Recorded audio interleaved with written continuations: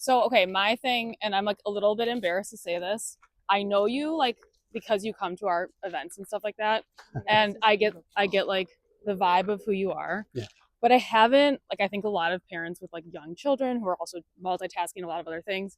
I honestly have not had time to like do a deep dive into your platform. Yeah. So like, I would just love to hear from you. Like, what would you tell people who are in my situation who don't have a ton of time to like do that deep dive yet? I will, don't worry, you know. But like, but I'm just being honest. Like, I was like, oh my God, I'm so like, I have 2 little kids like you. I'm like, I work and the news is crazy and we're doing Pink Poster Club and what is the and state Ice Senate Watch anyway? and I'm patrolling and it's like, absolutely. no, I just like, I feel like there's so many people who are in my situation who are like politically involved and care, but like also like, I'm going to get to that later. So I would just, I think this is a good time for you to be able to tell us like, why did you want to do this? Why you, like, what's your platform? That's a big question, but it's a great question. It's the most important question. And I've got kind of 3 sets of answers for you. Okay. And the first is, and I think it's something that we share, there is a sense in the party and in the state and the country that we need a new generation of Democratic leaders.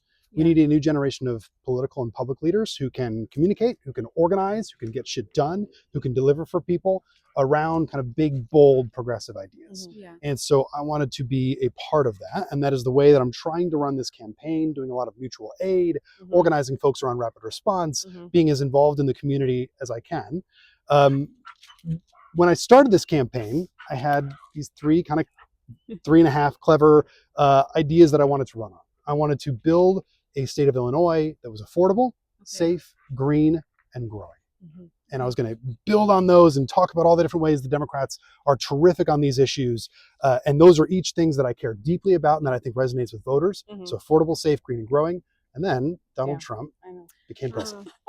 And at the doors, I knock doors almost every day. And at the doors, what is coming up every single time is, what are you going to do to keep us safe from Donald Trump?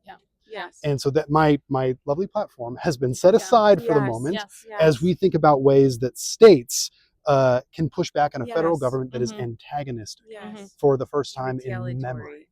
And I will say that the state legislature took some really important steps last week during veto session to allow Illinoisans to sue federal agents for undermining due process, keeping ICE agents out of courthouses and schools.